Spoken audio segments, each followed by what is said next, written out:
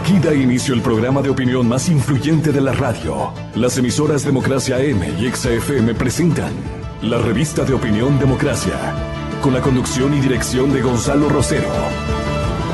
No puede haber diálogo sin libertad de expresión. No puede haber diálogo sin libertad de expresión. Ella es el alma de un pueblo. Sin amilanarse.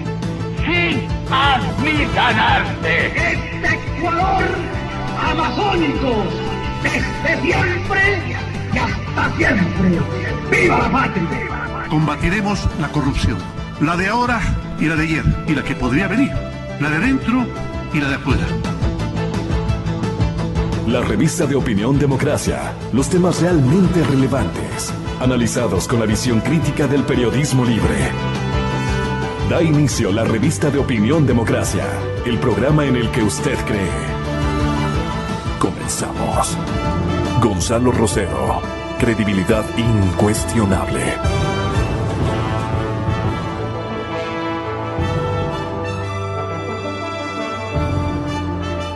Buen día para todos, señoras y señores. Miren ustedes que ya estamos llegando a final de semana. Es el día viernes 21 de julio del 2017. Mañana de verano, plena de sol, luminosidad impresionante y un paisaje urbano fantástico con un entorno maravilloso de nuestras montañas. Desde una aeronave comercial o privada, el cielo ecuatoriano deberá estar impresionantemente bello. Y los volcanes y todo lo que tenemos. Qué pena que no sabemos aprovechar en el ámbito turístico estas fortalezas. Qué pena porque le convierten a la actividad turística en el seguimiento de las entidades convocadas para hacer este ejercicio de promoción, en fin, de estas fortalezas. ¿Qué podríamos decir? Se burocratizan, se ponen a leernos marketings turísticos que no vienen al caso. Y no hay un inventario adecuado de las actividades que están realizando, por ejemplo, los GAS, los municipios, las ciudades pequeñas, grandes, la organicidad nacional.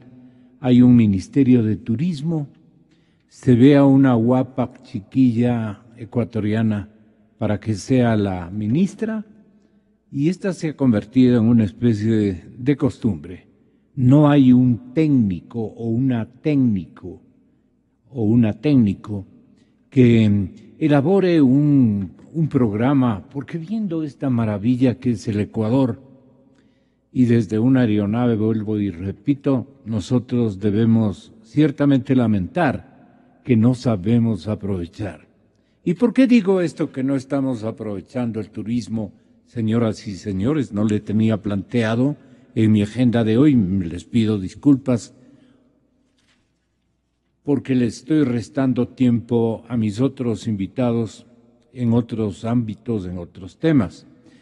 Es porque yo he visto de últimos días una caída de la demanda, por ejemplo, de hoteles. Están trabajando a medio gas. El que mejor porcentaje de visitantes o de viajeros que tienen es no más del 47%. Diga usted, 47% para una infraestructura privada que debe costar buen dinero y que ocupa a montón de gente, montón de servicios. No es justo. No estamos haciendo bien las cosas en materia de turismo.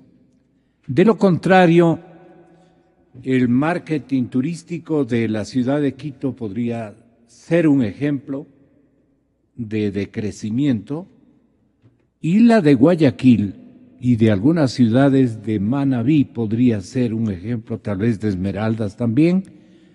Un esfuerzo bastante macanudo también han realizado tanto padre como hijo, los señores prefectos o exprefectos en el caso de, y actual señor asambleísta, ¿cómo se llama el alcalde? Perdonen, ¿me recuerdan el nombre del alcalde de Machala? Falqués, los padre e hijo, los señores Falqués podríamos decir. Ellos están haciendo una buena campaña en materia turística en la singular y exquisita El Oro, la provincia que también tiene este momento fortalezas turísticas. Y perdonen por haber improvisado esta circunstancia, y es porque ayer estaba leyendo en detalle un informe de la actividad hotelera de nuestro país y encontramos un déficit de visitantes, lo que no ocurre con Colombia, lo que no ocurre con ningún país centroamericano. Ojo, claro que está caído la actividad turística, claro que está caída el paseo latinoamericano dentro de Latinoamérica, pero no para que estemos en un 47%, menos de la mitad en materia de visitantes. Simple y llanamente, como los medios públicos ahora se van a quedar sin dinero estatal, lo primero que ha dicho el señor presidente de la República es, igual como hacen los medios privados, los medios de comunicación privados, ahora se les acabó la fiesta, como solían decir, cuando manejaban bolsillos llenos de billetes, por graficarlo de esa manera.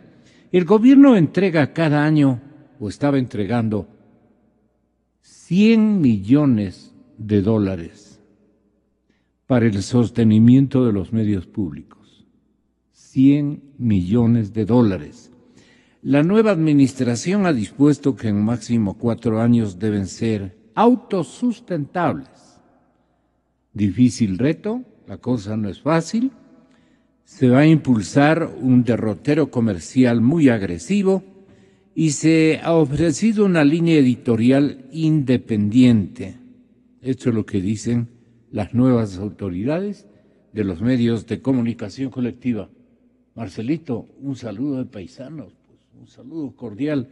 Marcelo Merlo, el distinguido intelectual ecuatoriano que nos visita, debía haber comenzado por mi saludo a Cristian Zurita, que fue el primero en visitarnos o estar presente en nuestro radio estudio. A continuación acudió a nuestra invitación el doctor César Montúfar y este momento hace su ingreso a nuestra sala de conferencias, o más que de conferencias, de entrevistas, nuestra sala de diálogos, el señor doctor Marcelo Merlo. Vamos a tratar el tema de las razones por las que la Fiscalía debe investigar al vicepresidente Jorge Glass. ¿Por qué debe investigarse al vicepresidente de la República? ¿O ustedes creen, estimados amigos oyentes, que él ha hecho un gesto o un avance o ha construido una fortaleza de apoyo nacional por lo que han hecho sus compañeros en la gran bancada que ustedes eligieron? Y yo siempre les saco en cara, ¿quién eligió a esa inmensa mayoría de Alianza País? La gente, el pueblo, los barrios, las ciudades que me están escuchando. Así es que ustedes son los responsables. ¿Por qué no reclaman de que entren a trabajar para solucionar el problema de la corrupción? Y por la corrupción, el señor vicepresidente, la segunda autoridad, la persona número 2 que debería dar ejemplo de pulcritud en las cuentas económicas que maneja él y que ha manejado durante tanto tiempo por encargo de una persona que era el presidente de la República y que dijo en un momento dado, yo más bien no meto ahí las manos, que lo haga Glass. Y entonces lo encargó de todo.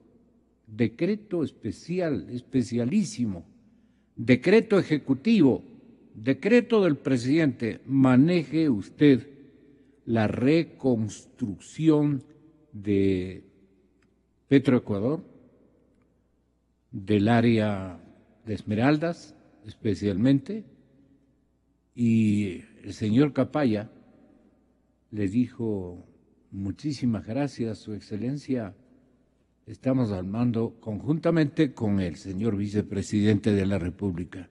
Y el vicepresidente ahora le culpa todo al señor Capaya. Yo, en cambio, le entregué a usted, dice, todas las tareas, especialmente de contratación pública. Entonces, perseveramos en esta interrogante de viernes con ustedes, señoras y señores.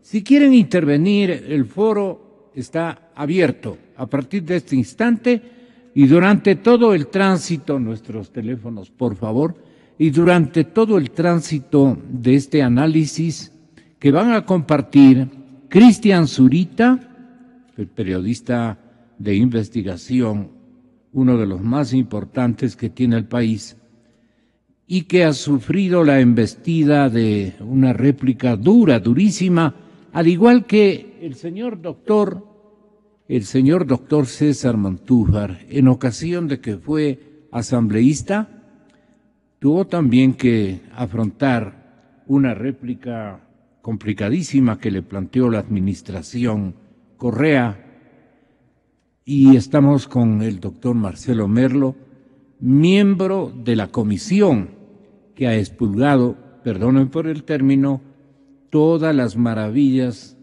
entre comillas, que se han dado en esta área. Así es que yo tenía un apunte o unos apuntes sobre el caso de Brecht, que inevitablemente el caso de Brecht apunta a Correa y a Glass. Es un material de focus, es un material de archivo. Lo ubicamos ayer precisamente y aquí encontramos una relación informativa y un análisis de Fernando Villavicencio y de nuestro invitado Cristian Zurita, que se llamaba en Ecuador el caso de Brecht apunta a Correa y a Glass. Lo que no se sabía sale a la luz. ¿Desde cuándo fue ministro de Economía Rafael Correa? Desde cuando fue ministro de Economía Rafael Correa, ya negociaba con Odebrecht, lo hizo a través del contrato Toachi-Piratón para viabilizarlo lo más pronto posible, según los cables de Itamaraty. Pero esto no solo fue el comienzo, el regreso de Odebrecht se dio gracias a la firma de Ciro Morán. Por ejemplo, estos temas, semejante batallón de periodistas que tienen los medios públicos, deberían ser los primeros en seleccionar como temas, no para disimular a los pícaros, sino para alertarle al presidente potencialmente virtuoso que hoy nos gobierna, ¿no es cierto? Y decirle: mire, presidente, nosotros como periodistas hemos indagado. Atención, señor Ramos, usted que es economista, tiene ahí una obligación importantísima. Y lo propio el compañero Larenas, muchas gracias por recordarme. Él fue mi compañero desde el tiempo de Canal 8. Bueno, las 5 razones que tiene nuestro también invitado César Montúfar por las que la Fiscalía debe investigar a Jorge Glass. ¿Usted recuerda, para ir en orden, Cristian, en qué condiciones, con qué insumos, con qué antecedentes ustedes escribieron esta investigación y la dieron a conocer a la ciudadanía? Yo la ubiqué y estamos trayendo a colación. Lo hicieron con Fernando Villavicencio. Y luego, como viernes, resumen, como viernes, evaluación de lo que está ocurriendo. ¿Cuáles son, doctor Montúfar, sus 5 razones por las que cree usted que la Fiscalía debe investigar a Jorge Glass? Vamos en el orden que había precisado. Los 2 estudios, los 2 análisis son francamente poderosísimos, potentes, como usan ahora la palabra potente, sí, potente, decíamos, a los transmisores de las radioemisoras o alguna infraestructura tecnológica que tenía buena performance, amplitud de cobertura, qué sé yo, potente.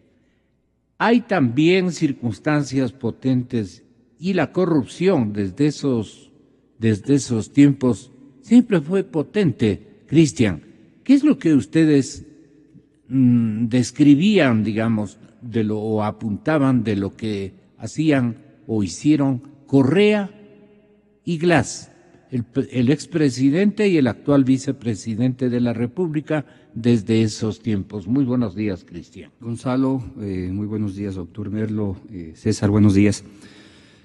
Bueno, hasta hace pocos meses no teníamos conocimiento de los cables de Itamaraty que fueron liberados por la justicia brasilera y que se los puede ya revisar públicamente a través de Internet. ¿Sí? ¿En qué capítulo, perdón, en qué Dentro parte? del caso Lava Jato que se conoce y se investiga por varias razones en ese país. Es un caso extremadamente grande, hay más de 300 juicios, hay más de 120 detenidos y solo contando al interior de ese país. Y el momento en que se liberó esta información, pues se evidencia todas las relaciones existentes de las embajadas y los trámites diplomáticos realizados por sus embajadas con respecto a los procesos comerciales, los procesos comerciales que tenía Odebrecht. Y ahí se evidencia el primer encuentro, el primer acuerdo que existía entre el entonces ministro de Finanzas Rafael Correa Delgado con Odebrecht.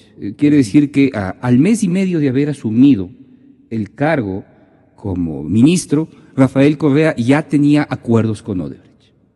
Lo que establecen los cables del entonces embajador de Brasil y en sus respuestas a la Casa de Gobierno en Brasilia, lo que decía es que existían acuerdos claros para la concreción de obras como el aeropuerto de Tena, que efectivamente se le entregó a Odebrecht, el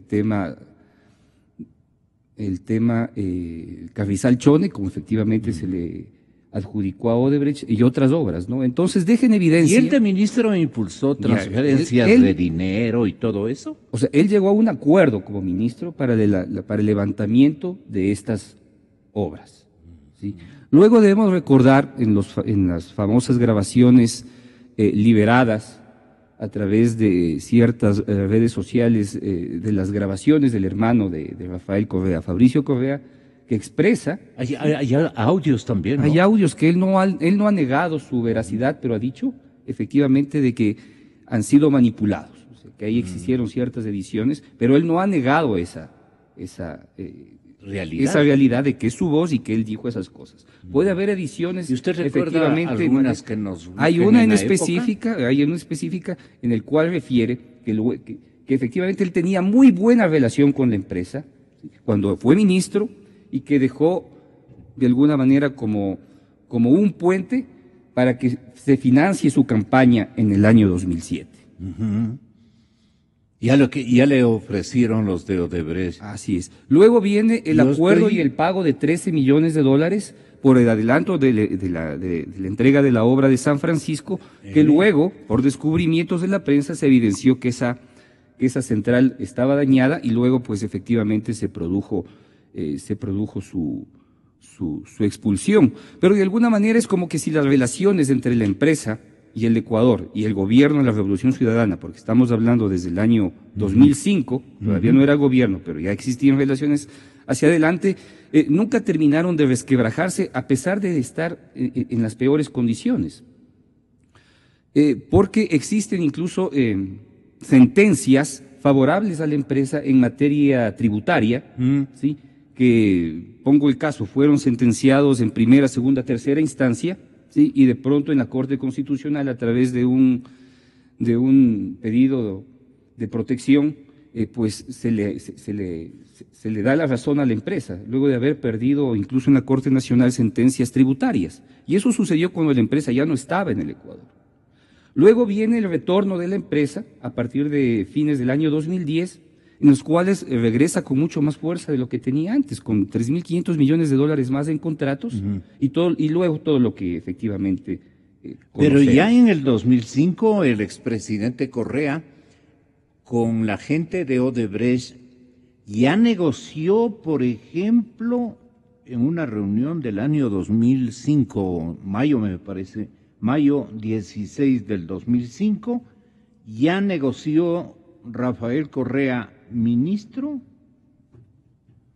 con Odebrecht y convino la construcción de la central hidroeléctrica Toachi-Pilatón.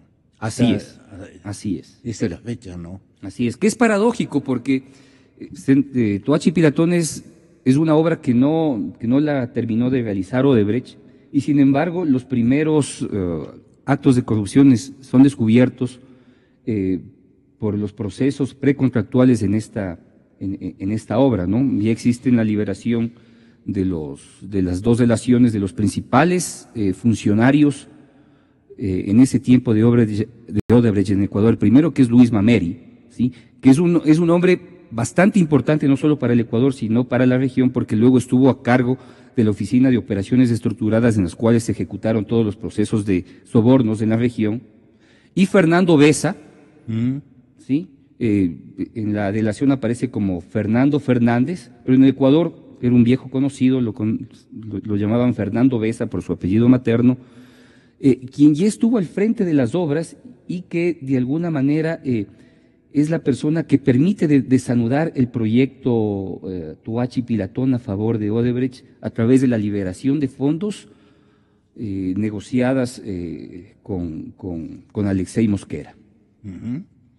Y en esa época, obviamente, la Comisión Ciudadana no existía, pero sus integrantes ya deben haber recopilado o aportado información unilateral cada uno de los miembros de la comisión actual respecto a nuestro enlace con este cartel prácticamente de contratación que tenía el gobierno brasileño en todas las épocas y desde esa época, como estamos analizando con el compañero Cristian Zurita. ¿Usted recuerda qué tienen ustedes como activos, testimonios, investigaciones, audios, grabaciones, pruebas fehacientes de que ya con Odebrecht nosotros teníamos una larga y vieja amistad a través de nuestros contratistas que ocupaban los primeros lugares en varios gobiernos? Tenga la bondad, doctor Marcelo Merlo, desde la Comisión, excontralor general del Estado.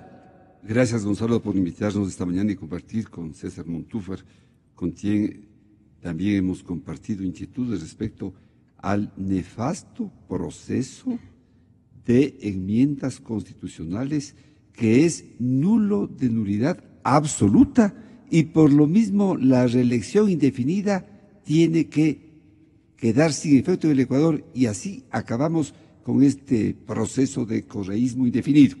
Muy bien, y con un distinguido investigador periodista de la generación de inteligentes periodistas de investigación, Cristian García. De valientes, diría yo. Y muy valientes, por supuesto. Y Montúfar no se queda atrás, porque yo recuerdo desde su condición de parlamentario. Así es. Nos corrimos riesgos complicados. Y los dos tenemos un tema muy pendiente, que es echar abajo 16 enmiendas que son totalmente improcedentes. Ahora bien, respecto a su pregunta, Gonzalo, en la Comisión Nacional Anticorrupción, como es de dominio público, los temas de la corrupción en general en el país realmente nos tienen abrumados, porque corrupción por el lado de los más altos funcionarios del país, tienes la comisión ha ejercido su patriótica acción de denunciarlos y recibir a cambio de esa decisión juicios por presuntos injurias calumniosas y ahora van dejando sin efecto porque advierten que no es tan fácil llegar a esa conclusión.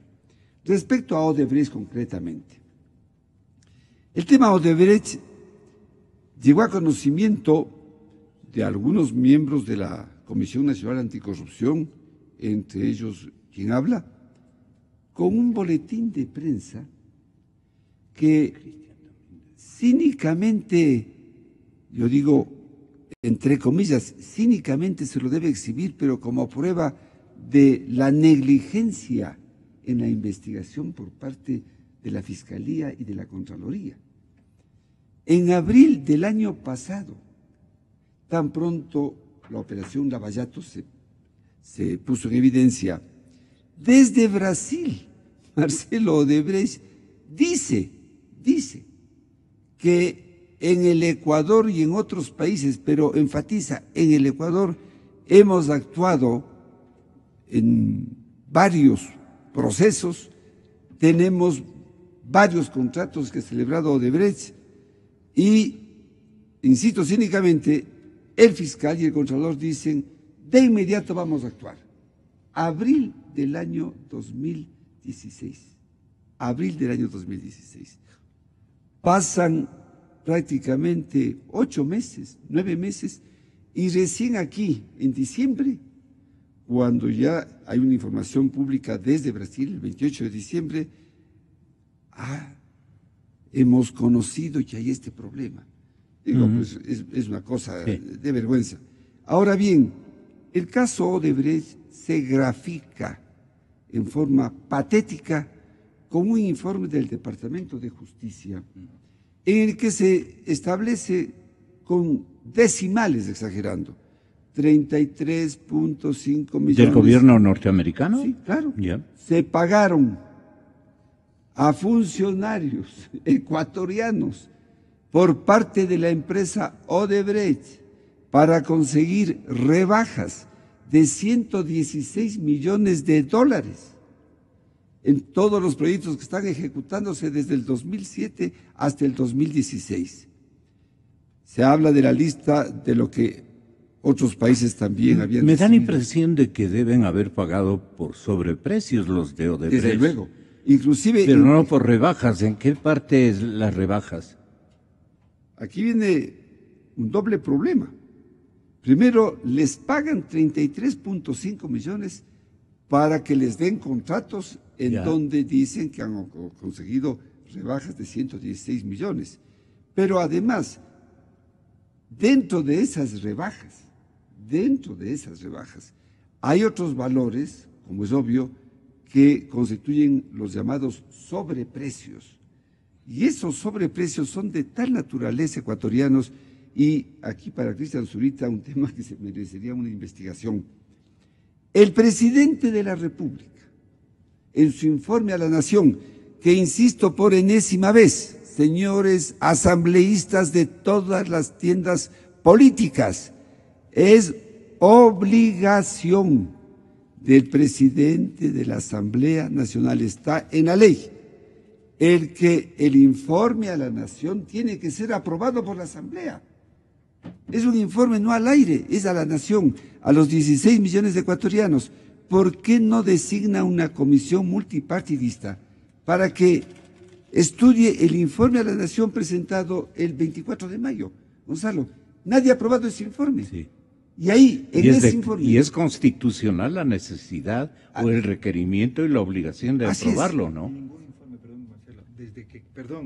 Adelante, no, estamos... Me parece muy importante lo que dice Marcelo Merlo en este momento, y disculpen que... César Montúfar. Pero desde que Rafael Correa fue presidente de la República, en ninguna ocasión la Asamblea Nacional ha cumplido ese mandato constitucional que es el de analizar el informe y aprobar el informe presidencial. Cuando yo fui asambleísta en las 4 ocasiones, en los 4 años fui asambleísta, los 4 años solicité al entonces presidente de la Asamblea, Fernando Cordero, y no dio paso absolutamente a que se realizara. ¿No elaboró el expresidente o se daba de faite y de poderoso y no quiso sencillamente apegarse a la obligación que le demandaba la Carta sencillamente Política. hacían caso omiso y han hecho caso omiso a esa El tema es que tenía siempre una mayoría cameral, pues, ¿no? Qué bien esta aclaración y precisión que hace César Montúfar. Y simplemente concluyo con esta reflexión que decía para nuestro distinguido periodista patriótico de investigación. En ese informe, Gonzalo, consta, que se ha invertido en carreteras, la suma de 9.400 millones de dólares, ¿no? Con ese valor, al precio que usted investiga tanto, cuesta 1 kilómetro de autopista de doble carril, excluyendo túneles y obras de arte, puentes. En la Sierra Ecuatoriana no hay túneles, en la Panamericana. Al precio que en Europa cuesta 1 kilómetro de autopista de 4 carriles, 2 de ida y 2 de regreso, con el parter en la mitad y con cunetas, etcétera, que es de alrededor de $380.000 el kilómetro. Con esos 9.400 millones de dólares, se podría construir una autopista que recorra desde Alaska hasta la Patagonia y sobraría plata para hacer los puentes. Con 9.400 millones se podría construir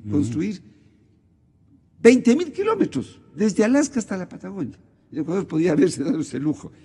Así son los sobreprecios, Gonzalo, de tal manera que en el caso de Brecht, además de esta rebaja de 116 millones, queda el margen de los sobreprecios, y esto, pues, como es obvio, da lugar a que los ecuatorianos exijamos que la Fiscalía investigue todo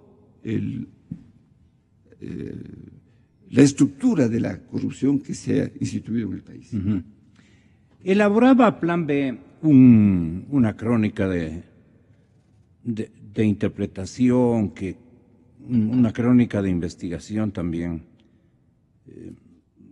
escrita por Fermín Vaca, y que alude a las 5 razones por las que usted, señor doctor César Montúfar, debe investigar al señor vicepresidente de la República.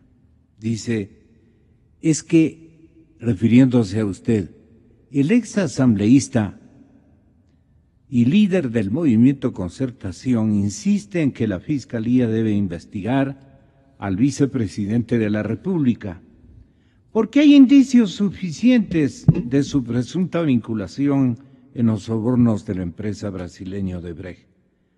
La denuncia que presentó por presunto peculado sigue su trámite en el Ministerio Público y es la única denuncia penal contra el vicepresidente Glass hasta el momento. Esto fue escrito recientemente, antier, el 17 de julio. Dice que el lunes salió ese... Exactamente. Fermín, ¿a qué se refiere y por qué pone no en su voluntad, pero sí en una especie de responsabilidad, enterarnos de lo que aquí se llama, a ver si usted nos puede explicar, como que se ha fundado una ideología denominada etnocacerismo? Le leo completo el párrafo. La semana anterior, el expresidente Ollanta Humala y su esposa fueron detenidos por orden de un juez penal de Lima, esto es para el caso peruano, que investiga los sobornos del caso de Brecht. El exmandatario, es decir, el señor Ollanta Humala, un ex militar que llegó a la presidencia luego de protagonizar un levantamiento armado. En esa familia todos los hijos querían ser presidentes de la República, usted recuerda, y funda una curiosa ideología llamada etnocacerismo. No es el único exmandatario sindicado. No sé por qué Fermín le trae a colación este detalle para enfatizar en lo que ha ocurrido en el Perú desde la época de Alejandro Toledo y más. Sin embargo, dicen las 5 razones de César Montúfar por las que a la Fiscalía debe investigar a Jorge Glass son las siguientes. Y usted tiene ahí la palabra. ¿Leyó este artículo, doctor? O sea, lo revisé, no he tenido tiempo de leerlo en detalle, pero evidentemente conversé con Fermín y a partir de allí él elaboró ese texto. Primero, muchas gracias, Gonzalo, un gusto estar con Cristian y con Marcelo en esta mañana, y le tomo públicamente el desafío que Marcelo hizo hace un momento de que hay que seguir trabajando para echar abajo las inconstitucionales de enmiendas constitucionales del 2015. A ver, varias cosas, Marcelo, Gonzalo y amigos. Primero, es absolutamente inaudito, Gonzalo, absolutamente inaudito que en la Fiscalía, en este momento, el vicepresidente de la República conste como denunciante. Él está en la Fiscalía como denunciante. Él ha concurrido a dar sus versiones como denunciante. Él fue el que hizo una denuncia bastante ambigua una vez que estalló el escándalo de Caminosca, también por una información periodística que publicó Diario Expreso hace algunos meses. Entonces, estamos frente a un asunto verdaderamente insólito. Mientras en otros países tenemos a la pareja de exmandatarios, Ollantumala y su esposa en la cárcel, orden de prisión a Alejandro Toledo, orden de prisión al expresidente Martinelli y a mismito García de Panamá, investigado Alan García, investigados presidentes en funciones como el mismo Juan Manuel Santos, con sentencia el expresidente de Brasil, Lula da Silva, investigado incluso Mauricio Macri por fondos supuestamente recibidos en la campaña. Es decir, mientras todos vinculados al manantial, todos vinculados de las empresas brasileñas, todos vinculados al tema de Brecht. Resulta que en el Ecuador la persona clave, yo creo que, y en eso Cristian Zurita y Fernando Villavicencio tienen toda la razón, yo creo que ese artículo que ellos publicaron, son 2 artículos, deberían ser realmente analizados. Si hay 2 personas que tienen que ver a quienes conducen, quienes fueron los directores de orquesta de las operaciones de Odebrecht en el Ecuador desde el 2005 hasta el presente, han sido Rafael Correa y Jorge Glass. Pero en esta situación tan paradójica que vive el Ecuador, resulta que Rafael Correa está gozando de una vida dorada en Ginebra, y Jorge Glass, que es vicepresidente en funciones, en vez de ser investigado, es denunciante en la Fiscalía. Es denunciante en la Fiscalía. No obstante, en el caso mío, presenté una denuncia penal contra él en el mes de febrero y la Comisión Anticorrupción hace 2 semanas hizo lo propio. Entonces, yo digo, ¿en qué país estamos? Marta Roldós decía hace algunas semanas aquí en estos mismos micrófonos algo que me pareció realmente muy agudo. Resulta que en todos los demás países, las operaciones de Odebrecht a través de esta oficina de operaciones estructuradas, hacía acuerdos, llegaba a pagos ilegales con altísimos funcionarios de los estados. Solamente en el Ecuador, con el tío del vicepresidente. Solamente en el Ecuador, es algo absolutamente extraño. Que mientras Humala, Toledo, Martinelli, Fernández en República Dominicana, todos ellos están implicados, investigados con orden de prisión. Resulta que aquí todas las operaciones se realizaron con el tío del vicepresidente. El tío del vicepresidente está en este momento bajo arresto domiciliario por propia información de la investigación de la Fiscalía, por la cual él en este momento es parte de esta instrucción fiscal. Resulta que ha recibido más de 13 millones de dólares de pagos ilegales, que supuestamente ha recibido 1% de los contratos de Odebrecht en el país, pero todo ha sido con él, es decir que Lula, es decir que Mameri, es decir que Besa, ¿no es cierto?, los tratos que tenían eran con el tío del vicepresidente. Pero además algo, el vicepresidente no tenía idea de nada. El vicepresidente no conocía absolutamente nada. A pesar de que es socio en varias empresas, o ha sido socio en varias empresas. En asocio con el tío. Con el tío, al menos 4. a pesar de que fue su delegado personal a reuniones. Han sido los este dos no tengo accionistas el nombre de las empresas, pero podría enviarle, lastimosamente no traje exactamente el escrito en el cual yo insisto en la denuncia e insisto en la petición de investigación. A pesar de que fue su delegado personal a reuniones con empresarios de Brasil en el año 2010, a pesar de todas las relaciones que existen, de que han tenido una relación personal, familiar muy cercana. Entonces yo digo, aquí estamos frente a una situación absolutamente extraña, de que la diplomacia brasileña, que ahora sabemos lamentablemente ha sido casi el canal para llevar a cabo y concretar este esquema de corrupción, no solamente de Odebrecht, hay otras empresas, está OAS, está el mismo Banco de Desarrollo de Brasil, está Andrade Gutiérrez, está Petrobras. Resulta que aquí no tomaron contacto, no realizaron esas operaciones a través de los más altos dignatarios del Estado, sino con el tío del vicepresidente. A pesar de que investigaciones como la que Cristian Zurita y Fernando Villavicencio han hecho y que ha sido publicada, ¿no?, ahora, desde ese tiempo atrás, pero últimamente esos dos artículos, dicen claramente que las relaciones entre Rafael Correa y la Revolución Ciudadana comenzaron incluso antes de que Rafael Correa llegue al poder en el año 2015. Y la Fiscalía no lo investiga. Es absolutamente indignante, Gonzalo. No solo la Fiscalía. ¿Qué pasó con la Asamblea en esta semana? ¿Qué pasó con el juicio político al vicepresidente Jorge Glass en el Consejo Administrativo de la Legislatura? Quedó archivado. ¿Qué ha pasado contra Contraloría, Gonzalo? Hace 2 semanas o 3 semanas tuvimos un gran show. Eso sí es un show político. El proceso de juicio político al ex Contralor Pollitt. ¿Qué pasó de ahí? En la defensa que hay ese Pollitt, es importante, y Marcelo es ex-contralor, fue contralor, hay la lista de 25 informes de Contraloría, en la defensa que hizo Pollitt, 25 informes de Contraloría relacionados a Odebrecht en los que se establecen diferentes tipos de responsabilidades a distintos funcionarios públicos. Esos informes, por ejemplo, Gonzalo, tienen que ser públicos, tenemos que conocerlos. Tienen que estar a la luz de la gente para que podamos ver exactamente en qué ha consistido. Y si el señor vicepresidente de la República, admite finalmente y acepta de haber sido socio de buena intención de su tío, ¿tendría que responder por los 13 millones de dólares? Porque el tío cogió los 13 millones solo para él. Le pregunto al público.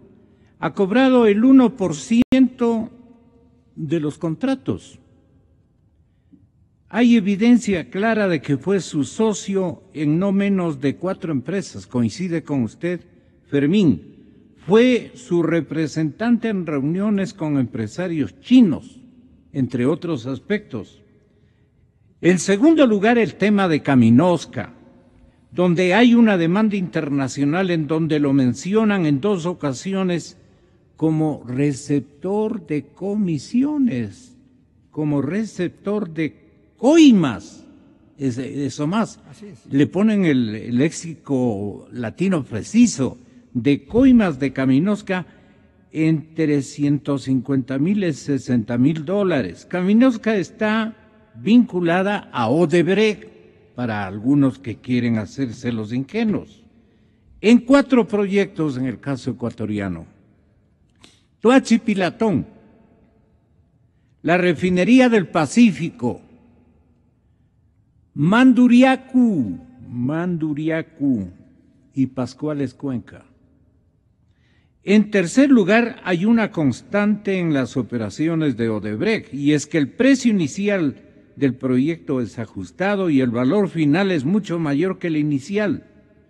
Hubo omisiones en el trabajo de la Contraloría, y el vicepresidente debió conocer de estos temas, es obvio. El cuarto elemento son las concesiones, por ejemplo, el de Pucará, que marcó el retorno de Odebrecht en el 2011, que les fue adjudicado por régimen de emergencias, o sea, en esa modalidad que inventaron, emergencia, y firmaban rápidamente sin cumplir con lo que dispone la ley de contratación pública y otras leyes superiores. Una firma expulsada del país vuelve con un contrato de emergencia. Y entonces Fermín Vaca dice, ¿cómo se explica todo esto? Y el quinto elemento por los que usted debe perseverar en este enjuiciamiento son los viajes a Brasil, como usted acaba de mencionar, del vicepresidente, uno de ellos a finales de julio del 2011, en donde gestionó fondos para proyectos de infraestructura. Y en esos viajes se reunió con Odebrecht. Dijo que en el 2008 lo sacó a patadas y luego en el 2011 fue a reunirse con ellos en sus mismísimas oficinas, creo que en Sao Paulo. Y por eso nos extraña que no esté vinculado, dice el autor de esta crónica de investigación. Aquí nos puede ayudar un poquito Cristian. Es decir, todo está graficado, la película es en Cinemascope, como suelo decir yo. ¿Por qué entonces ahora dice, y además, después de lo que han hecho conmigo, cualquier declaración o insinuación la voy a tomar en la modalidad gravísima, que si nos demandan por eso, estamos fritos? Claro, si los jueces propios con los que cuentan aceptan de que son inculpaciones maliciosas y temerarias. Aquí están 4 maliciosos y 4 temerarios. Tenga la bondad, Cristian. Bueno, en realidad el frito es el vicepresidente, no nosotros, porque él es quien tiene que responder. Si consideramos desde las primeras cifras soltadas en el mes de diciembre por la justicia norteamericana, que habla de sobornos de 33.5 millones de dólares, a la fecha, luego de ir ajustando las cifras en los proyectos, una primera cifra de sobrecostos en los proyectos nos arrojó aproximadamente 553 millones de dólares.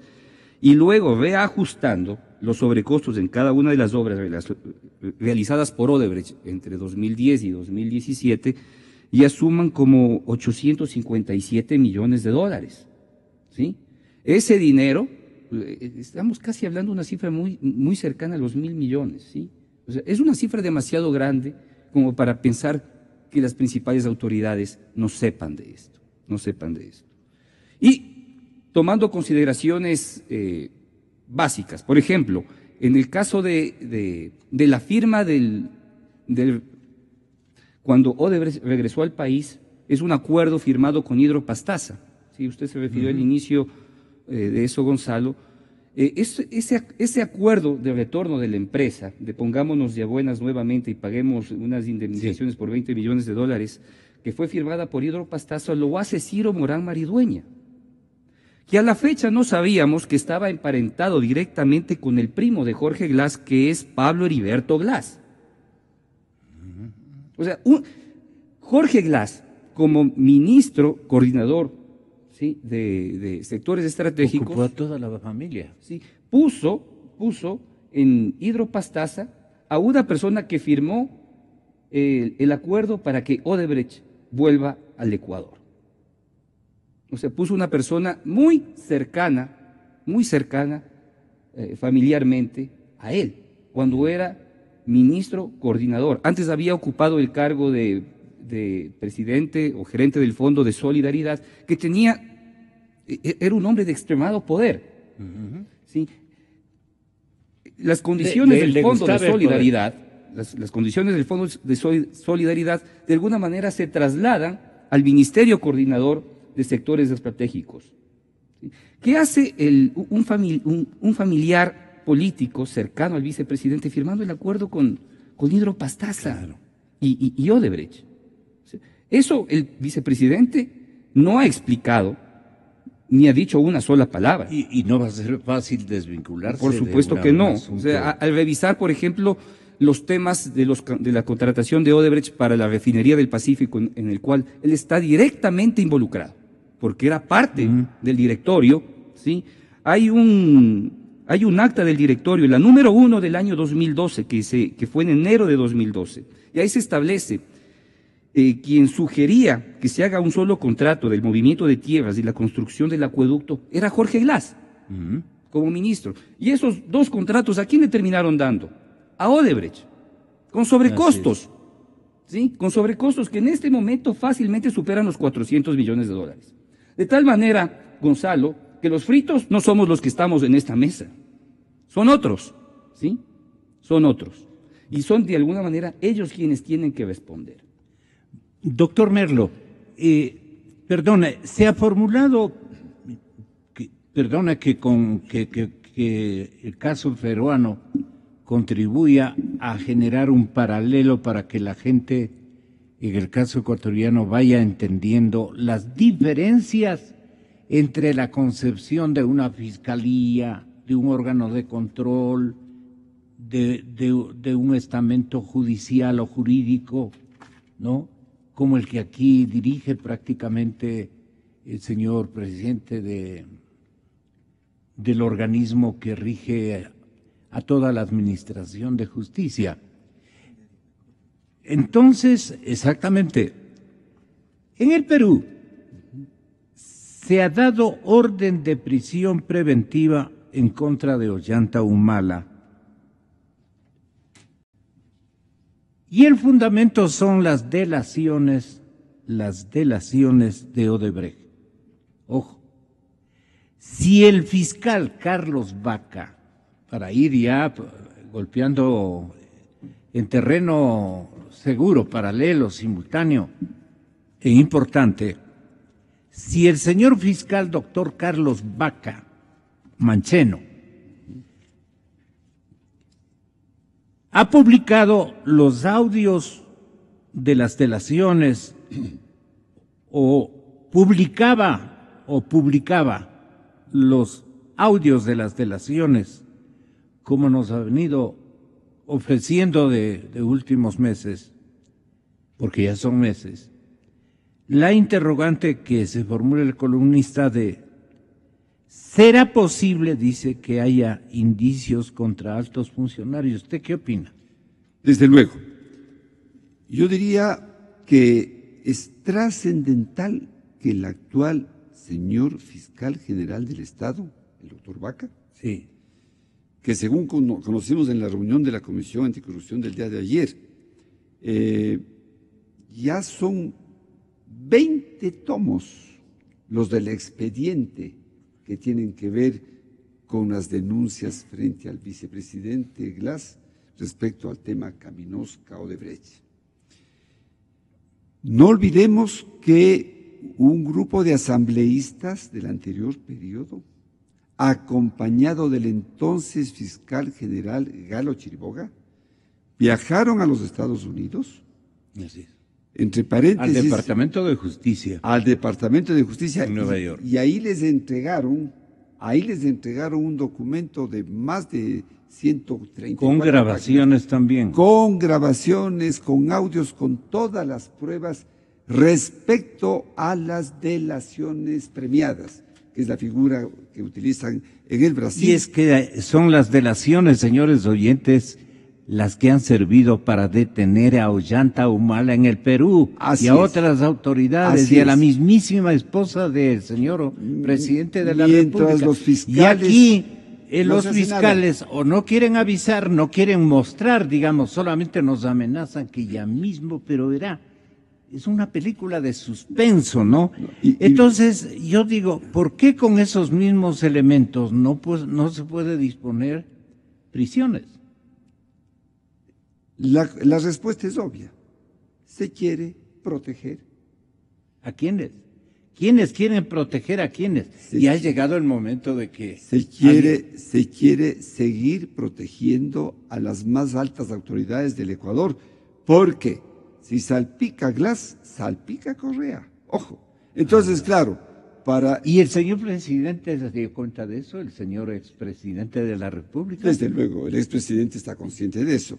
Por esto es que nosotros en la comisión... ¿Por eso picó? Sí, a eso voy. Por eso es que en la Comisión Nacional Anticorrupción en la denuncia a la que hacía alusión César hace un momento, presentada hace 15 días, nosotros pedimos, y ahora aprovecho para insistir en el punto 3.6 de esa denuncia, que con base a la Convención de las Naciones Unidas contra la Corrupción, porque no queremos apelar a la Convención contra la Corrupción americana, porque allí el tema es más complicado en cuanto a procedimientos.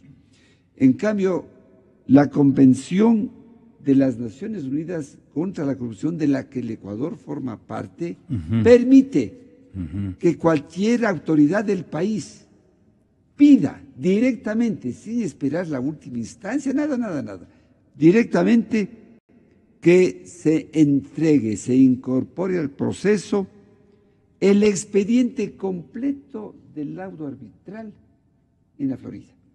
Ojo, el expediente completo. ¿Qué significa eso? Que los auditores que actuaron, la firma Kroll, entre otros, ese consorcio de auditores que actuaron en ese juicio, tienen informes valiosísimos, con audios, de cómo se fueron pagando las coimas y a quiénes se pagó y en dónde se pagó. Ese famoso, esa invención de esa firma consultoría, la consultora chilena, consultora austral, una empresa de papel que no existe, que solo sirvió para que se inventen facturas a una empresa que ni tributó nada en Chile, una empresa chilena que en Chile no aparece. Una de papel, digamos. Totalmente de papel, pero claro, salían facturas para una empresa, recibía el dinero esa empresa y les pagaba directamente. Entonces hemos pedido, y más aún, cuando usted mencionaba el actual presidente de la República, yo creo que si nos están escuchando alguien de la presidencia, en una muestra de que hay una preocupación por aplicar una cirugía mayor a la corrupción, sí, el presidente Moreno podría pedir, en base a la Convención de las Naciones Unidas contra la Corrupción, simplemente él podría pedir. Desde luego, el fiscal es el obligado a hacerlo, por ley. Pero si hay negligencia de fiscal, el presidente debería o podría pedir que se entregue por parte del Tribunal Arbitral de Miami el expediente completo, porque lo que se necesita es el expediente completo.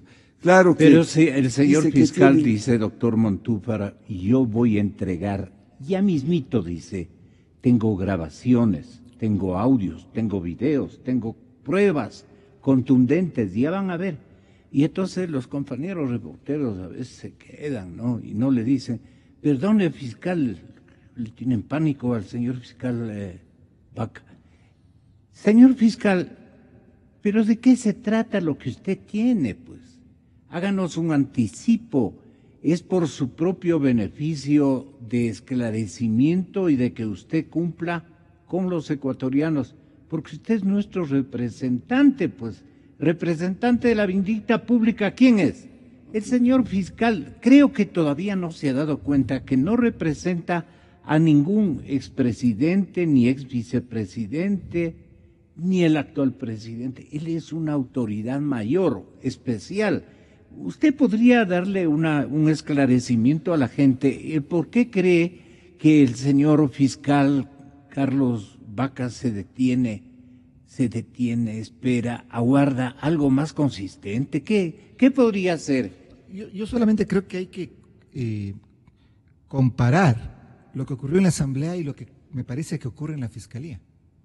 Cuando Jorge Glass fue a la Comisión de Fiscalización, el eje de su discurso fue: yo soy quien lidero la lucha anticorrupción, yo soy el que he denunciado, yo llamo a que se investigue 40 años antes y 40 años después. Eso es lo que dijo Jorge Glass. ¿Y qué es lo que ocurre en la Fiscalía? Que Jorge Glass aparece como denunciante de un acto de corrupción. O sea, no está vinculado a la investigación. No está vinculado a la investigación. Eso es lo extraño, eso es lo inaudito. Entonces, vamos al tema Caminosca, porque me parece pero hay una partecita que vale la pena hacerle recuerdo a la ciudadanía. El señor vicepresidente dijo que era el responsable político. Sí. Eso dijo, por favor, archivo. Hay responsabilidad política en la década ganada. Hay responsabilidad política en haber transformado las empresas eléctricas. Hay responsabilidad política en que esté operando Coca-Cola Sinclair con 1.500 megavatios. Hay responsabilidad política en exportar energía eléctrica. Hay responsabilidad política de que esté operando la hidroeléctrica Manduriaco. Yo reconozco que hay responsabilidad política en la década ganada en la operación del proyecto hidroeléctrico Sopladora en la cuenca del Paute. Hay responsabilidad política, es el 13% de la demanda nacional. Hay responsabilidad política en la construcción del proyecto Toachi Pilatón. Algunos se alegran cuando un proyecto tiene problemas. Y continuando la frase del vicepresidente, hay responsabilidad política en todos los contratos que firmó Odebrecht con un precio y después crecieron desproporcionadamente a precios mucho más altos. Cristian acaba de mencionar, producto de su propia investigación, habría aproximadamente más de 550 millones de dólares de crecimiento del valor de los contratos. Hay, por supuesto, responsabilidad política en haber expulsado a una empresa y después volverla a traer al Ecuador. Pero él está incluyéndose en la responsabilidad política o no, porque lo que acabamos de escuchar nos dice, yo tengo responsabilidades políticas. Pero lo que pasa es que se está incluyendo solamente de lo que él reclama como éxitos de la gestión de la Revolución Ciudadana en el tema de los sectores estratégicos. Pero es que esa es una cara de la medalla que habría que analizar. La otra cara de la medalla es la operación de Odebrecht en el Ecuador, los sobreprecios, las coimas que se pagaron, la responsabilidad política, mire los precios mire, pero de las obras. Pero mire, ¿cuál es el procedimiento de Odebrecht? Lo que Cristian mencionaba hace un momento. Ellos ganaban los contratos, se adjudicaban los contratos para los distintos proyectos con un valor. Y después, a través de sucesivos contratos complementarios de reajustes de precios, llegaban a precios muchísimo mayores. En ese cálculo que Cristian ha realizado, habla de 554 millones de dólares, Cristian, si es que no estoy siendo impreciso en la cifra. Con el reajuste más, sin considerar dos contratos importantes, la Ruta Viva y el Metro de Quito, que son el Metro de Quito el contrato más importante de Odebrecht en el Ecuador. Lo que denunció la Comisión Anticorrupción en su denuncia de Manduriaco, se habla de un incremento de precios del 43%, todo ello por encima de lo que establece la Ley de Contratación Pública, que establece un techo del 35%. Eso es responsabilidad política. Gonzalo, es responsabilidad política. Mire, el presidente Correa dijo en el 2008 cuando expulsaron a Odebrecht del Ecuador, esta es una empresa corrupta y corruptora. Resulta que la traen y no sabemos qué tipo de controles, qué tipo de regulaciones, qué tipo de acción estableció el gobierno, qué tipo de políticas estableció el gobierno para controlar a esta empresa corrupta y corruptora. Cuando Marcelo Odebrecht cae preso, cuando se desata el tema del Lavallato, esto es en el año 2015-2016. ¿Qué pasó? Es decir, siguieron los contratos de Odebrecht, siguió Odebrecht operando en el país, siguieron las coimas, siguieron los sobornos y el gobierno no hizo nada. Eso es responsabilidad política también, Gonzalo. Vamos al tema Caminosca, si me permite, porque eso es muy importante. Mire, yo creo que muchas de las autoridades se rasgan las vestiduras sobre el tema corrupción. El presidente Moreno dijo que va a hacer una cirugía mayor para erradicar este mal. Marcelo Merlo y la Comisión Anticorrupción han dado una posibilidad. A través de la Convención Anticorrupción de Naciones Unidas, pidan el expediente de Miami. Yo diría, hay algo más fácil que hacer. Más fácil. Y puede hacerlo el fiscal y puede hacerlo también el presidente de la República si realmente quieren llegar al fondo del tema Caminosca. Pidan a la empresa Cartno. La empresa Cartno es una empresa internacional, es una empresa enorme, australiana, que tiene mucho celo por el tema de no verse envuelta en temas de anticorrupción. Por eso es que precisamente demanda a los ex ejecutivos de Caminosca en Miami que le entreguen la denuncia. Solamente que entreguen la denuncia. Porque en la denuncia que Cartno entregó para iniciar este proceso en el Centro de Arbitraje de Miami está toda la información. Está toda la información.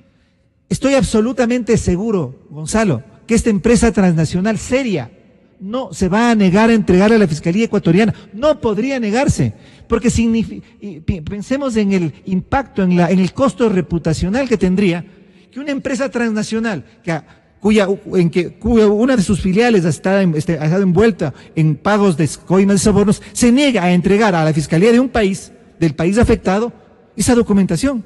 Entonces, no hay que, me parece a mí, rasgarse las vestiduras. Se habla mucho de lucha anticorrupción en el gobierno. Y lo último, Gonzalo, yo discrepo y me parece que no fueron convenientes y soy muy crítico de las últimas declaraciones del presidente de la República en relación a Jorge Glass. Jorge Glass no tiene que guardar silencio. Él tiene que responder sobre esto. Él tiene que hablar sobre esto.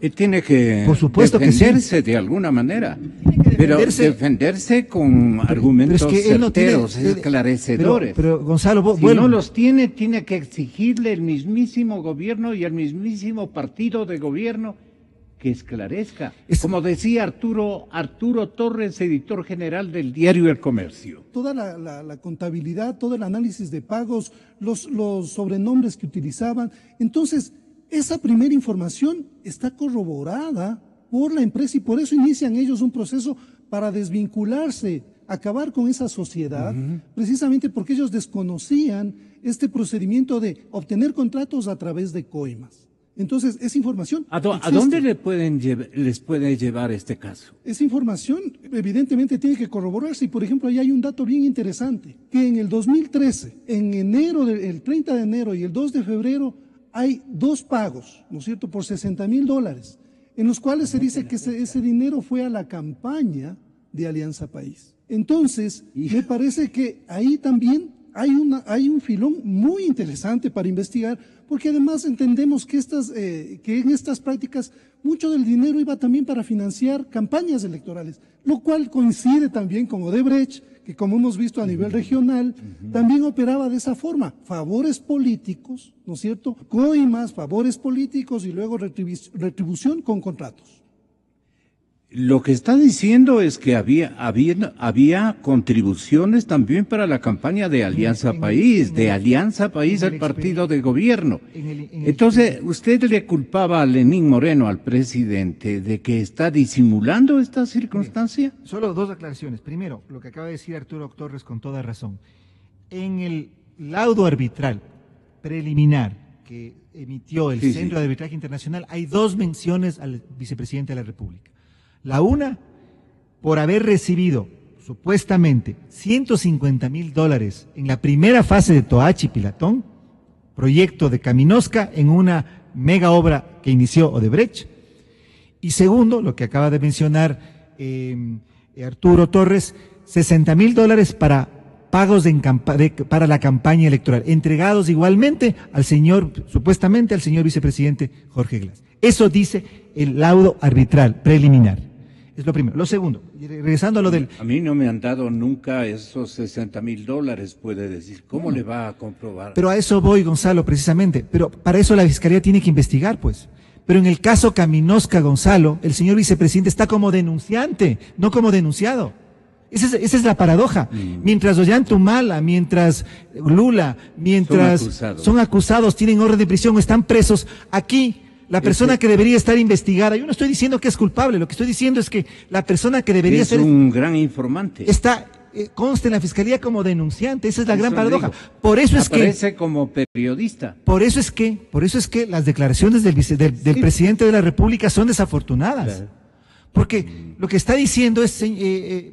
Jorge o vicepresidente, Jorge o vicepresidente, ya no hables más sobre el tema. Ya dedícate a trabajar. Dedícate a trabajar y que la cosa siga por la justicia. De prensa. También hay que darle el sentido, ¿no? Puede que usted esté equivocado. Y dejemos que las instituciones sigan, pero las instituciones que deberían seguir, únicamente tomarán a Jorge Glass como denunciante, pues, no como denunciado, no como persona que tiene que ser investigado. Por eso es que... ¿El error del presidente en qué consiste, Cristian?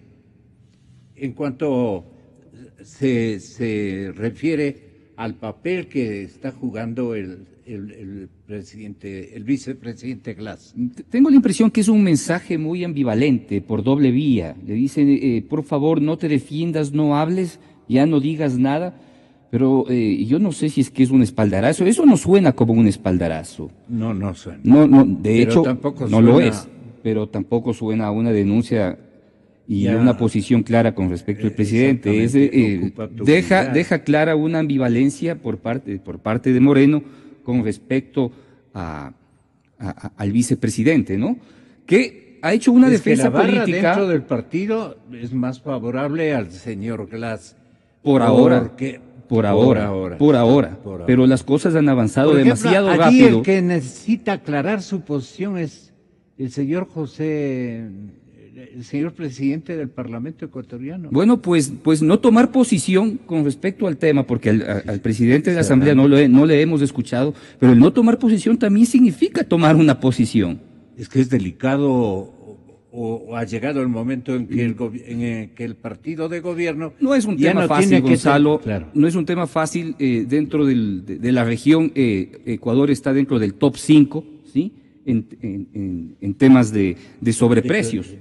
Primero está Perú, está Panamá, República Dominicana, y luego venimos nosotros. Y muy por detrás, Colombia, ¿sí? Con unos 500 millones de dólares en coimas menos, y sus principales autoridades ya están involucradas. Solo en los únicos países que no hay las principales autoridades involucradas es República Dominicana y Ecuador. No, obviamente Venezuela, que todavía es una información que no se la conoce, pero sin embargo entendemos que la fiscal venezolana ya tiene información valiosa. Se la guarda para momento adecuado y políticamente se sabe hablando. Que se está investigando y se sabe que se la va a liberar. Al menos por conversaciones con colegas ya se sabe que están adelantando los procesos de investigación en Venezuela, porque de alguna manera cuentan con una fiscal que ha tomado posición con respecto a la situación de lo que pasa en su país, ¿no? Acá, yo creo que el fiscal general no tiene otra alternativa, ¿sí? Yo creo que las pruebas son demasiado claras, ¿sí? Yo creo que los videos que ha presentado José Santos Filo, que fue el representante del Ecuador y que ya están en poder del fiscal, es cuestión de tiempo que nosotros de alguna manera podamos verlo. Es un tema que se les desborda y no van a poder manejarlo. ¿Qué cree usted que tiene Bacamancheno? Bueno, a ver, pensemos que la principal cabeza de Odebrecht, que era Luis Mameri, que estuvo al frente del departamento de procesos estructurados, exactamente, sí, fue el principal funcionario en Ecuador.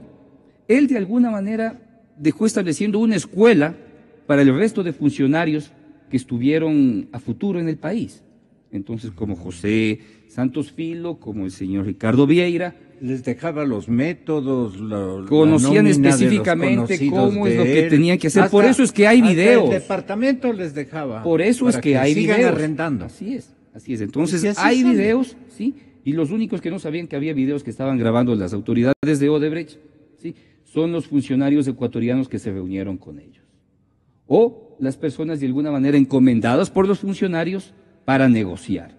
Eso se va a saber, ¿sí? Y creo que de alguna manera, como se están dando las cosas, se van a dar mucho más rápido de lo que nosotros efectivamente creemos.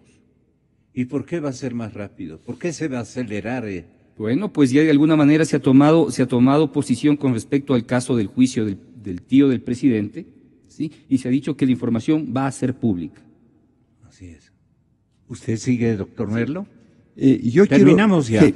Con César Mantúfar. La responsabilidad política que acabamos de escuchar en esta importantísima grabación no puede tomarse con beneficio de inventario.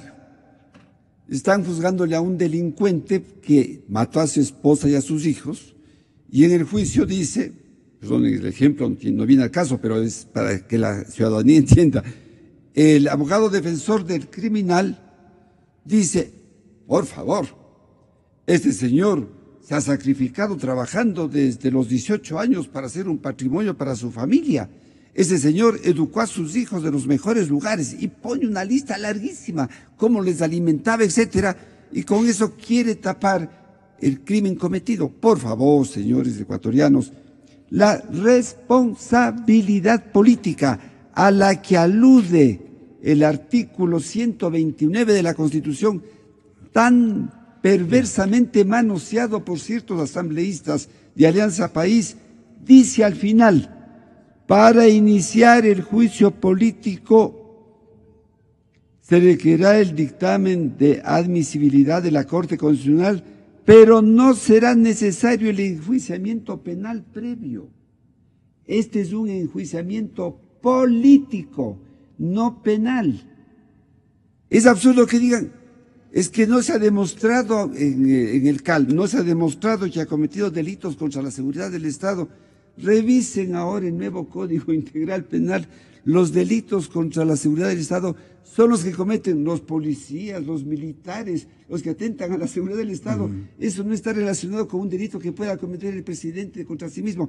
Están mal redactadas esa Constitución. Pero usted espera, según el señor fiscal, una película de suspenso, de tensión, que le tenga a usted pegado a la pantalla. El señor fiscal lo único que tiene que hacer... Él dice que es una película rosa. Es leer el decreto ejecutivo 15 del expresidente Rafael Correa Delgado, en el cual le asigna al vicepresidente de ese entonces, Jorge Glass, la función de coordinar, controlar y supervisar a las siguientes instituciones públicas. 1, al Ministerio de Coordinación de Sectores Estratégicos, que a su vez implica toda el área estratégica. Y 2, al Ministerio de Coordinación de la Producción, Empleo y Competitividad. Las asignaciones que el expresidente Correa le dio a Jorge Glass totalizan, según datos del Sistema Nacional de Información, el monto de inversiones públicas manejadas en los ámbitos de competencia de Jorge Glass Espinel.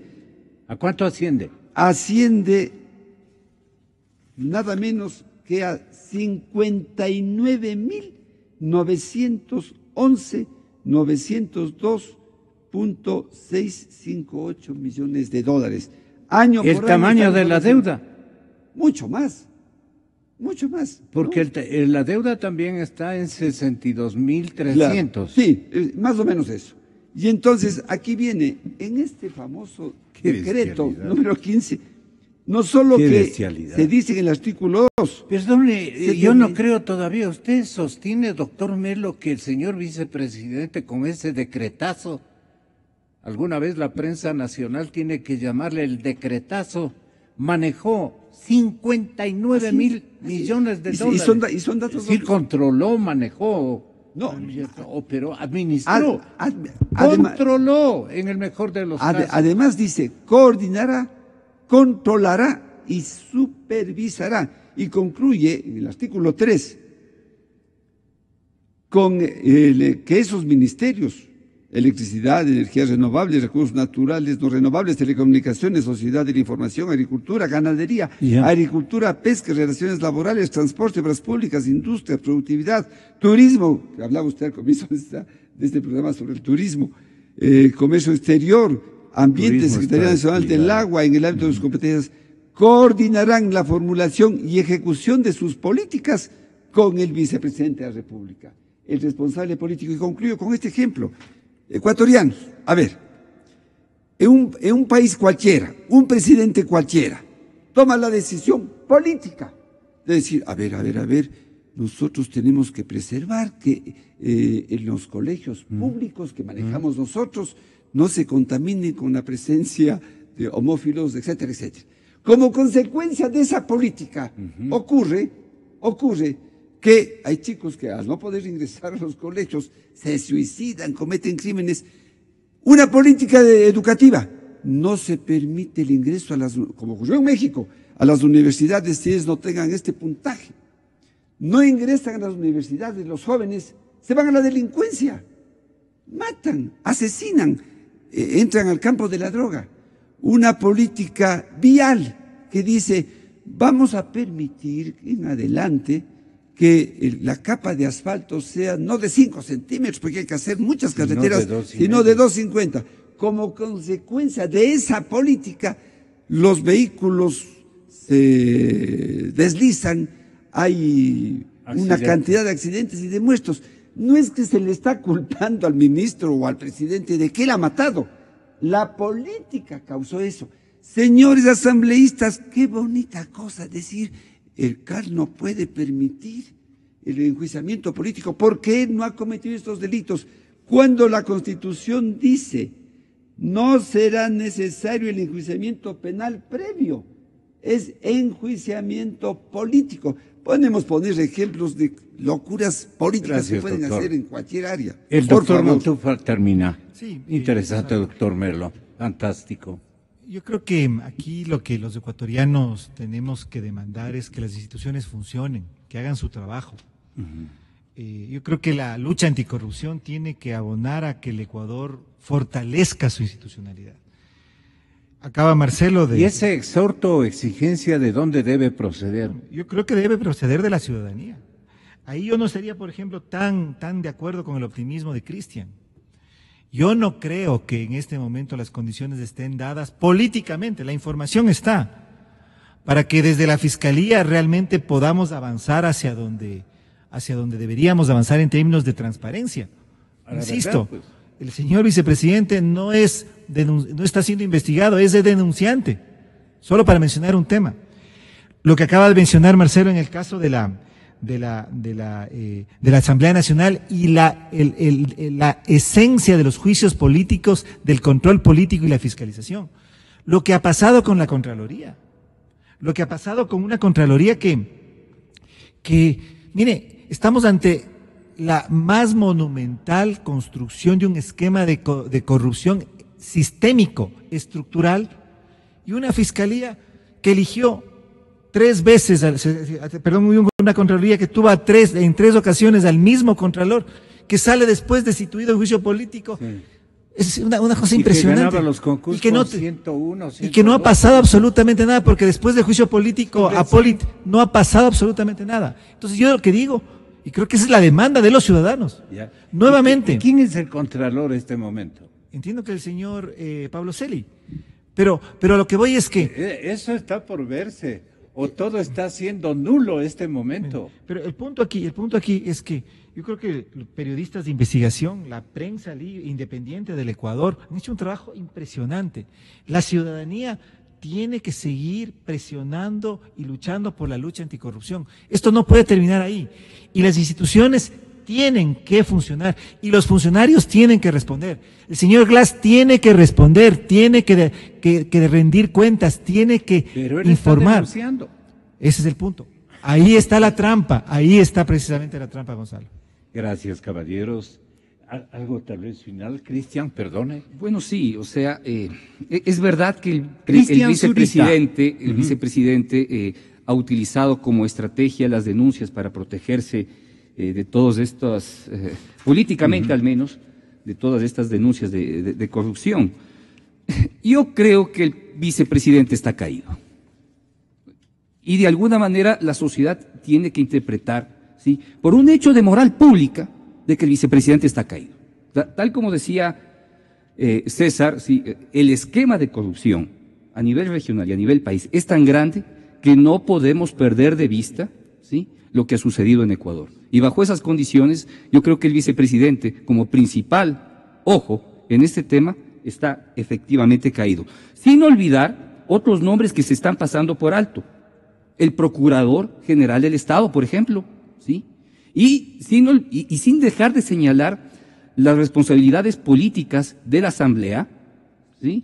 Recordemos cuántos años la señora Silvia Salgado estuvo al frente de la Comisión de Fiscalización, ¿sí?, en los periodos más complicados en los cuales Odebrecht hacía todas estas obras. ¿Sí? Entonces Odebrecht de pronto de pinol en esos 4 años. De pronto Odebrecht puede ser la bolsa más grande, pero hay otras dentro del tema Lavallato que aún no se conocen. Gonzalo, permítame un comentario muy cortito. Estamos hablando del tema corrupción, pero se ha topado el tema de cómo esta corrupción sistémica de afuera influyó sobre las campañas electorales con coimas, con sobornos. No es solamente el tema corrupción, es el tema también democracia. Hoy podemos decir, luego de 10 años, que no solamente en el caso de la Revolución Ciudadana, sino de otros gobiernos de América Latina, fueron, yo no quiero decir si puestos, pero sin el concurso corruptor de estas empresas, entre las que Odebrecht es una solamente, no hubiéramos tenido los gobiernos que hemos tenido en estos últimos años. Es decir, no solamente que se robó la plata, se ha robado la soberanía del país, la capacidad y la posibilidad de que el pueblo en las urnas pueda realmente escoger a su representante. Muy buena reflexión, gracias, doctor. Señoras y señores, vamos a volver con un cometido muy importante. Primero que hay una réplica, ¿no? Prepárese, doctor Pablo Fajardo, con todo derecho, ¿ah? El ingeniero Álvaro Armijos, el doctor Santiago Acurio, él es juez de Corte Provincial de Pichincha, el ingeniero Gabriel Yumiquinga, catedrático de la Pontificia Universidad Católica, van a hablarnos sobre, pongan atención, estimados amigos oyentes, hay estafas virtuales, hay un delito descontroladísimo, hay complicaciones, su dinero, sus empresas están, que le vaya muy bien, Cristian, sus dineros, sus empresas, los pocos activos que poseemos pueden desaparecer en un instante a través del Internet, a través de los delitos de este orden. Tengan la gentileza de atender esto que vamos a presentar a través de los técnicos en brevísimos instantes, porque yo creo en la radio. Yo creo en la radio.